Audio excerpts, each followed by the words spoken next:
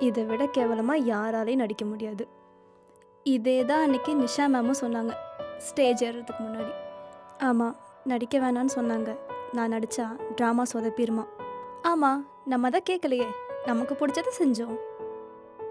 ஆனால் அவங்க சொன்ன மாதிரி தான் ட்ராமா சொதப்பிருச்சே. அது உண்மைதான். ஆனால் நம்ம மட்டுமா சொதப்பணும்? வேற யாரும் நடிக்கவே வரல. அவங்களுக்கு நம்ம பரவாயில்ல. ஆமாம், பட் ஜாலியாக இருந்துச்சு. ஆமாம், எல்லாரும் நடிக்க வேண்டாம்னு சொல்லியும் நடித்தது சொதப்பி இருந்தாலும் பிடிச்சதை பண்ணதுனால நம்ம ஸ்கூல் லைஃப்லேயே ஹாப்பியாக இருந்த நாள் அதுதான். Hmm, you happy? What? It's a simple question.